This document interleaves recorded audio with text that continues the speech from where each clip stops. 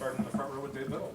Hi, Ryan. Hostile environment on Saturday. You guys didn't have to call timeout throughout the entire game. How rare is that? What does that say about your offense, Julian's command of it, and just the offense that you're putting together? Well, we spent a long time during those 2 weeks, cranking up the music and give our facilities people a lot of credit. We had monster speakers out there and made it really loud and hard to communicate. And it was a little frustrating at times with the scout team, but it was worth it because in the preparation we were able to handle, the chaos of it. So I thought that was good. But again, always, as a coach, you're always thinking about the things we got to get better at. But I will say that I thought our guys handled the environment well. I do think that there was a reference point for some of these guys coming in. Maybe some of them didn't play last year, but Julian, for example, traveled to Oregon. He traveled to Penn State. He was at all the playoff games, so he knew what that was like. Carson and Luke, both who were involved with all the silent count, had played with the silent count in the past, and that's a big piece of it. When your quarterback has poise, and then your center and guard who's turning back and part of the operation has poise and composure, it kind of calms everybody down back there. That being said, we had the one false start, but that actually, Julian started a cadence, so we got a little screwed up there.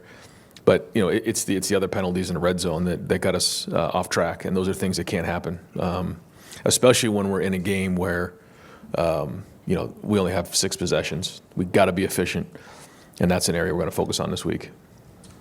Front row, Adam Jordy. Ryan, Rutgers found success on the ground against Minnesota in a way that the first 3 opponents hadn't. What's the challenge trying to control the line of scrimmage against their defensive front? Well, they historically have played very, very physical against the run and continue to do that.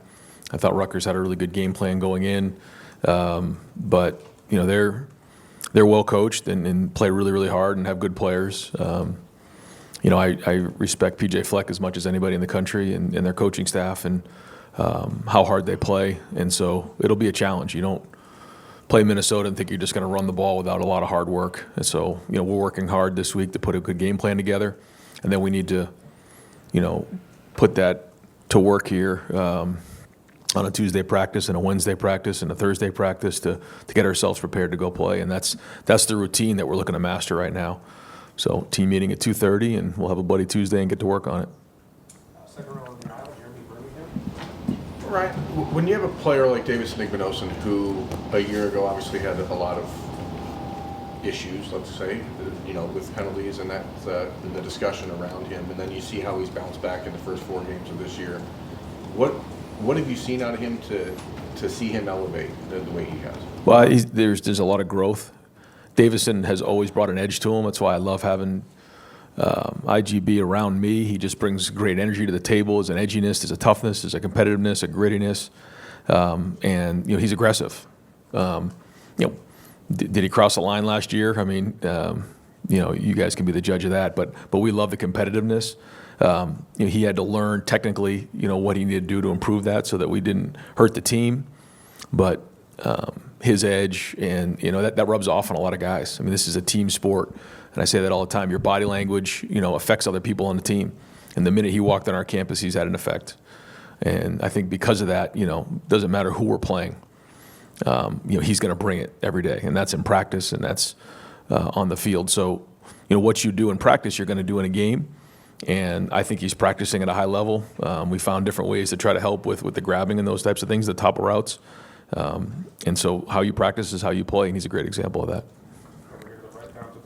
Coach, you talk a little about how the team in general, though, what do you know about your club now 4 games in, especially going into that type situation, the way they handle it? Well, one of the things this summer we talked about, we got to grow up in a big way, but you're seeing maturity. I mean, there's no way to shake it other than that. You're seeing guys handle themselves well, like pros. They're executing on the field well. They're building confidence. I say all that, and you guys know what I'm going to say. Like, we're not anywhere near where we need to be. We have to continue to get better. We got a lot of work to do, but to play the way that we played up to this point shows maturity, and that was a big emphasis point for us this summer with a team that hadn't had a lot of experience. Guys needed to step into roles and play experienced. I think to go on the road and get that is only going to build our confidence moving forward. And those are the type of environments we're going to have to win in order for us to reach our goals. This one's a whole different. We're back at home. It's a night game. Should be a great crowd, a lot of energy. I think our guys are feeding off of just the energy around the program right now. So different, whole different set of, whole different scenario this week. Last week it was, we leave on Thursday, we get out there for 2 days, which, by the way, I thought our guys handled that well. Going all the way to the West Coast, it's a long trip out to Seattle. I thought the operations, everybody involved with it did a good job here because it was pretty seamless. We had a little bit of an issue getting out, but once that happened, I think it's important for our players to see familiar faces, see some familiar things when they get there, and we have to make sure we eliminate all distractions as coaches and as an organization. I thought we did that, and guys kind of found themselves into a rhythm. I thought we actually got closer over those 2 days. We were able to spend some time in the meal room. We watched that Florida State-Virginia game, and just the amount of camaraderie that was going on and bonding in those meal rooms during that time, I think was good. It reminded me last year sort of the playoff, which was sort of our plan. And then getting back on the plane and enjoying that win on a long flight back was great. So really positive coming out of that. But again, okay, we wiped the slate clean on Sunday like we do. Every time we walk off the field on Sunday, that game's behind us and it's on to Minnesota. And they bring their own set of challenges. But it's good to be back home and back in our routine. Front row on the aisle, Austin Ward. Brian, I remember there being times with Justin and then CJ where you'd say your favorite throws were the ones that they threw away, decision making. Julian seemed to do that maybe more on Saturday than he had in the first few games. What was your evaluation of the decision making process and then signs of growth there, I guess, maybe? Yeah, I thought there was definitely some of those. And, there was one in particular on the naked that we got to find a way to throw that one away. We can't take negative plays in a red zone. That's for everybody. But I think you saw one. We tried to move to Jeremiah, came back. It wasn't there. We decided to go max protection with no check down. He had to throw that ball away.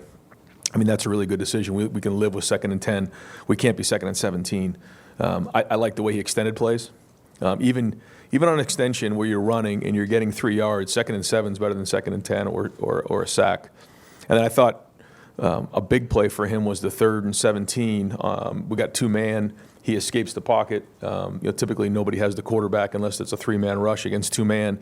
He's added to the field goal. I think he scrambled for like 12 yards, and then shortened that field goal, which adds the percentage of make there. So that's all like really great teaching moments for somebody who has only had 4 starts, and in a game like that. These games are more like the NFL now. And, when we're in a game like that where, both teams are huddling and the possessions are at a premium, these decisions are critical. So great learning experiences for him, understanding how that works, and for our team in general.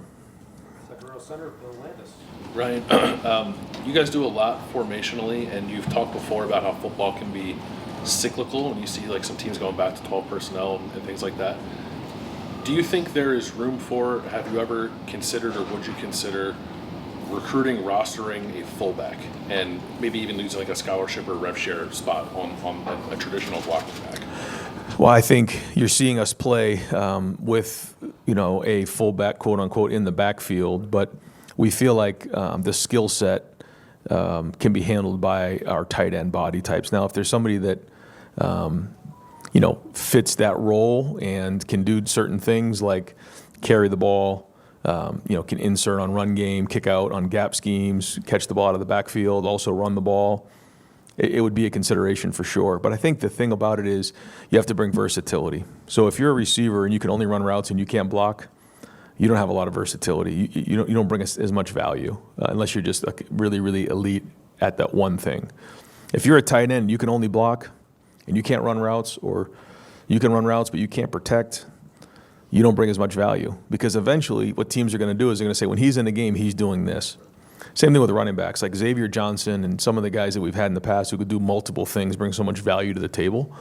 And so for me, like if you're a tight end and you can line up in the backfield and do some of those things that a fullback's asked to do, you bring value. If all you can do is line up and do those things as a fullback, you lose value, because now when he's in the game, it's 2 backs. So to answer your question, we're trying to find as many guys who can do multiple things so that we don't get nailed down when teams are game planning us. All the way to the left, Georgia. Philip Daniels will see some familiar faces coming up this week. Where is he through 4 games? He's made great progress. And when you come into a program like this, now he's an Ohio player who has a lot of pride in the state. So, he knows what it means to be a Buckeye. But you don't just walk into the program and think you're going to get on the field. He's earned his spot, and he is a tough guy. He plays tough. He's right on the edge of it sometimes, which as a coach is great until a flag comes out. Then it's not great. But we love the intensity. We love the passion. We love how hard he plays. He gives us an edge. He's continually working to get better technically in everything that he's doing.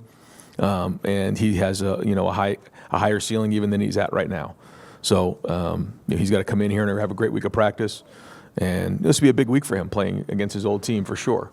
But I think the guys appreciate what he brings every day. He brings a work ethic and a toughness to work every day, and we can build off of that. Over here to the right, Adam Kidd. There's been a lot of talk about the pace of play on offense, but can it be beneficial for the different ways you guys have found a way to win when it comes? I mean, you only had 6 possessions in Washington, yet you find a way to put the game away in the second half. Is that something new you guys are learning as an offense, kind of moving forward here? Well, I think every week it's important as coaches to look at the game where you're at, and the number one goal is to win the game. And we have to make sure we stay focused on that part of it. But then it's also important for us to take a step back at the beginning of the week and ask ourselves, where are we going? And I think all those things come into play. And so, you're making a decision once you get going during the week. Everything is about that opponent. But early in the week, you're going to ask yourself, where are we going? What is the identity? What do we need to get done in all 3 phases? And so all those things come into consideration when we're making decisions on everything. So there's the short-term decisions that are made, and there's the long-term decisions that are made. And so we take all those conversations very seriously, and we go from there. Front row center, Bill Rabinowitz. I asked you about this back earlier this year, the 2022 recruiting class. You're down to 7 from that class, and then only a couple of them that really contributed a ton before this year. Obviously, Caden Curry, Kenyatta, these guys are now emerging. How important has their development been and getting something out of that class? Man, it's great to see guys stick with it, because not everybody comes in and has the college career that they think exactly is going to go the way they think it's going to be. There's challenges along the way, adversity along the way. There's setbacks, and you really find yourselves asking questions about do I really belong here? Is this the right place for me? Am I good enough? There's just a lot of doubt can set in, and so you're seeing some guys in that class who hung in there come out the back end. And you're seeing KJ play with just great energy in the game. I mean, his body language, in my opinion, was as good as I've ever seen it. He played with great poise. He was encouraging his teammates. I thought he showed great leadership in the game and played really, really well. Caden Curry. I mean, Caden's somebody who has played a lot of football here, special teams-wise, and has made a lot of plays. But now he's a key contributor. And, he's had his ups and downs along the way. But, in this program, between what goes on the field, what goes on in the weight room, what goes on off the field here, if you hang in there and you just continue to put one day in front of the other and build resilience up, you're going to get maximized. And those are 2 great examples of it. Deep center field, can't help. Right, you just talked about Caden and Kenyatta, but your entire starting defense are guys who have been in this program for multiple years. You guys have the opportunity to develop. What kind of value does that bring when you have, a whole defense full of guys who have been here and have kind of developed over the years? Well, I think that's it. In today's day and age, it's hard when guys do leave the program because you want to build continuity and stability.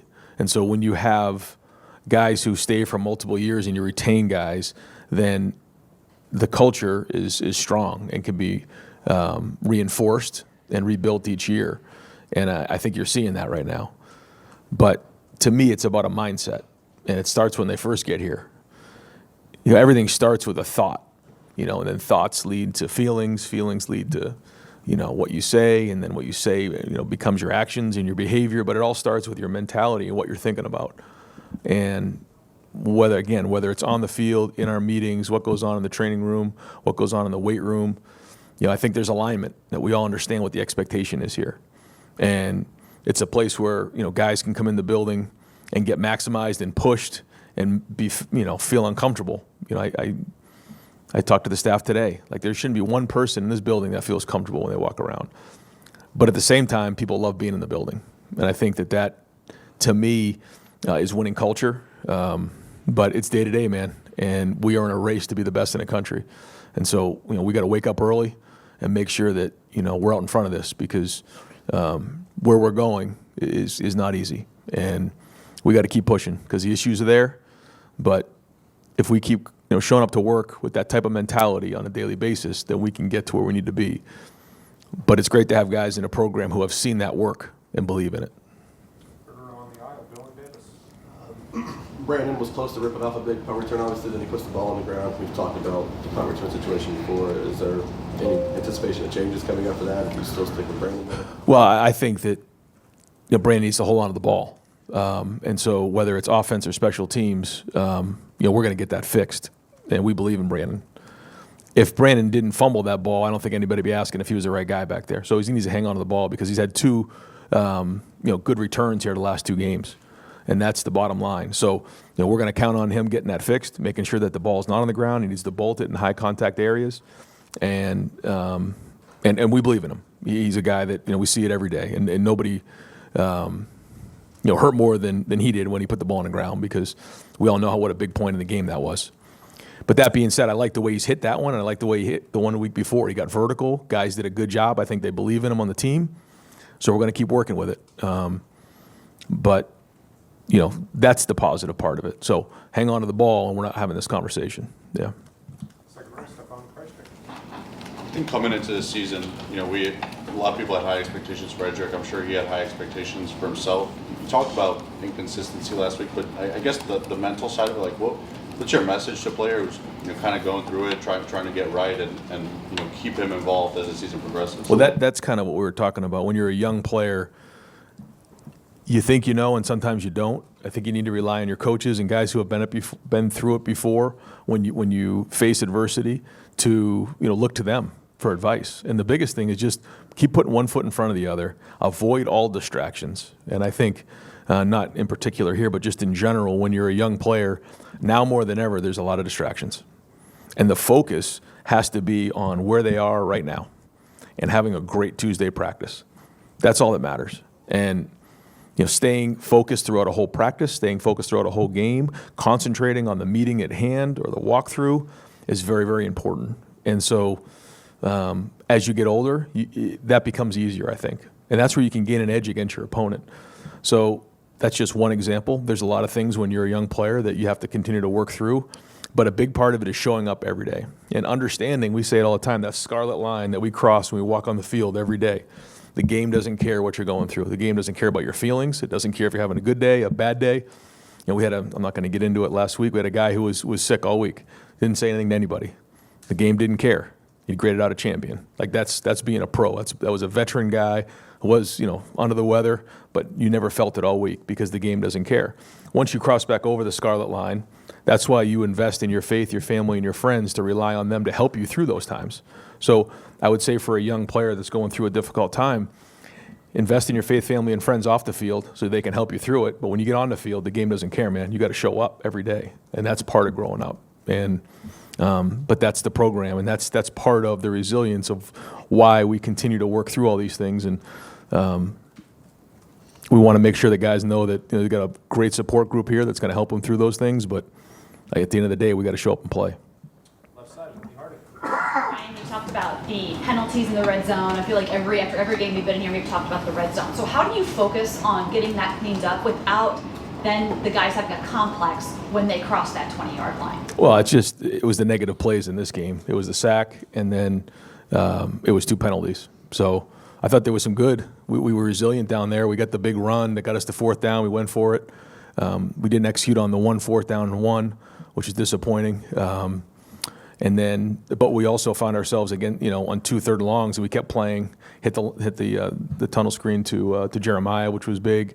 So I mean, there was positives there, but we want to be perfect. We want to score touchdowns every time we get down there. The goal is 75% of our red zone trip should be touchdowns. We can't take negative plays, and so we'll take a look at that and continue to work through it. I thought some of the things that we had down there were good, but when you're down in the red area, it's not easy. You can see, some of the teams we're playing against, in our defense, the challenges they're presenting. And when you only have 6 possessions, you got to be really good. And understanding that is critical. So we do, and, we're going to keep swinging away at it. Brian, I think Bo's first touch, he was kind of lined up outside, motioned back into the backfield. What about his skill set lends you guys the ability to get him involved in different ways? And he maybe even plays some 2-back stuff as he did. Yeah, that was all of our receivers, all of our running backs can play receiver. That's sort of a prerequisite now because of what we were just talking about with Bill. Is like you have to be able to play multiple things. If you're just a running back and you can't run a route out of the backfield or line up at receiver if we need you to, or you can't protect, you're not bringing a lot to the table. And all these guys can do that. Bo, when he was young, I thought he was going to be a receiver because of how well he ran routes on the outside when he used to come to camp. And then as he grew up and got stronger, you realize he was going to be a running back. But he can do multiple things. CJ started out as a receiver, and James can catch the ball out of the backfield, so can Isaiah West. So as the season goes on, you'll start to see that, sort of like we did with Trey and Quinshawn, become more and more of a weapon because that's something that has to happen as a running back here in this offense. A lot of the oxygen so far this season has been around Bell in the linebacker room, but what has Sonny meant to you guys through 4 games, and how did you think the communication was on defense on Saturday? Yeah, Sonny is a grown man. The way he handles his business, the way he plays, the way he leads, the way he communicates, it's like having a coach out there. And I think he's had a big part of the maturity of our defense every day. They watch the way he works. If he doesn't like something, he calls it out. And he's a big part of the reason why our defense has had success so far to this point. Not only his play and his versatility, you guys know he started out as a safety, came down, played linebacker. He can do things off the edge. So he has a lot of versatility as a player, but he's very, very intelligent, and he communicates well. So all of those things have had a major impact on our defense and allow us to do different things. And that's important. You're seeing the different looks that our defensive staff is putting out there in terms of a game plan. That's all good until you put somebody out there that can't execute it. And that takes a lot of work, takes a lot of meetings, takes a lot of walkthroughs. And because, Sonny's in the middle of it all, it's working. Brian, just like point of information, would you mind running through how you guys coach up the different special teams units this year with the staff? Yep, so everybody's involved. What we do is we meet here on Tuesday morning at 7 a.m. with everybody involved with special teams. Offense and defensive line, quarterbacks aren't involved, coordinators aren't involved, but everybody else is. So we got an army of people in here working on special teams. Rob Keys heads it up. He does punt return. He's sort of the point man there, and then each position is coached up by somebody individually. Then on punt, Matt Guerreri heads that up, again, with a lot of help from different folks. I'm involved with it all. Kickoff return, Nate Ebner, game plans that, gets up in front of the group and coaches that, again, with a lot of help. And then James Laurinaitis does the kickoff. So, we have multiple coaches up in front of the group, which I think is good for our team.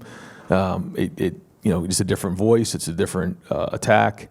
But it's also accountability for everybody. We're all involved with special teams. And it seems like you've been talking a lot about situational football with fewer possessions in the game.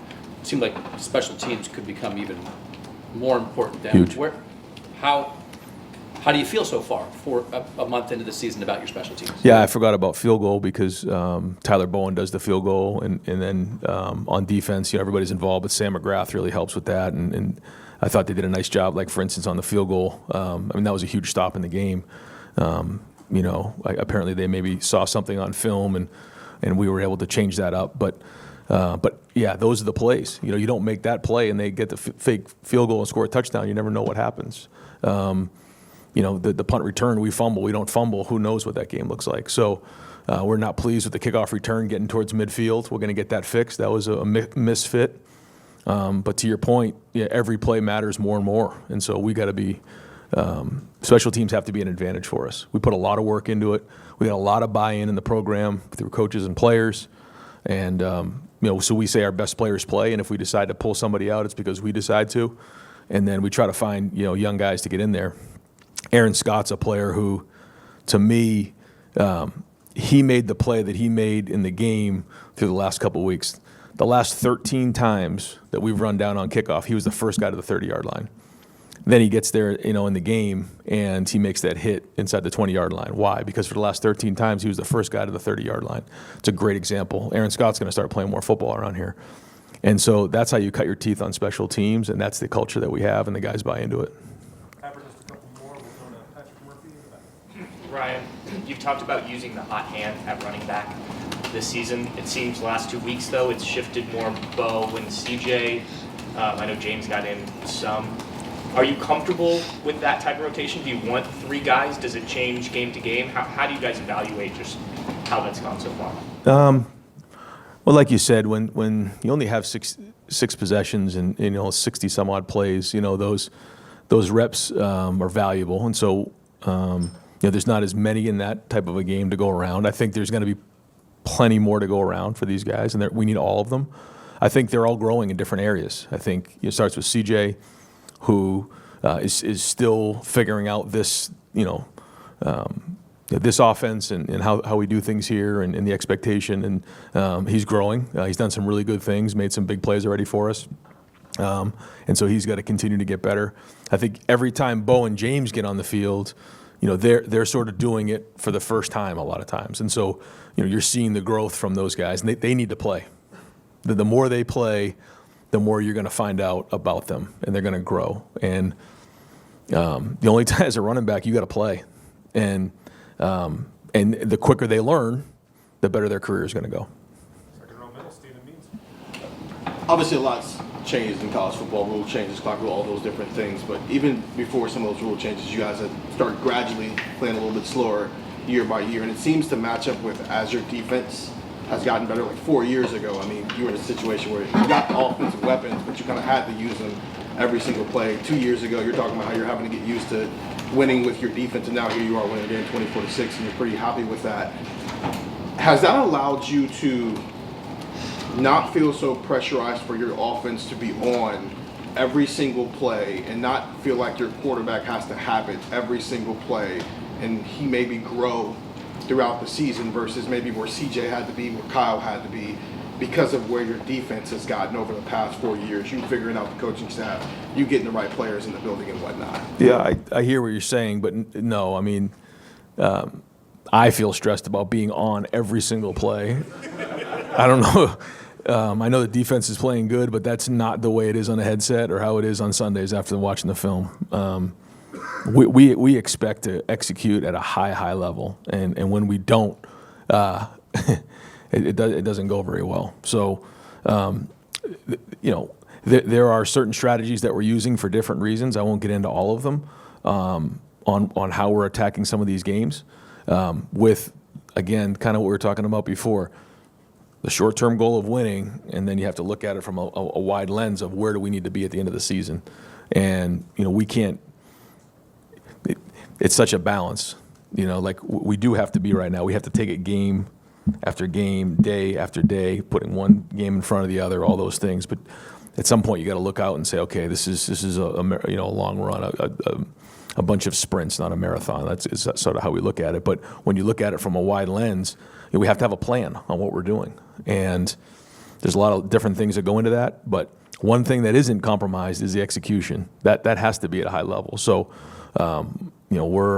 we're chasing that, and we need to. I think we had 16 plays on Saturday of over 10 yards. I think that's what it was, and I think it was more like 25 plays over 8 yards or something like that. It was close.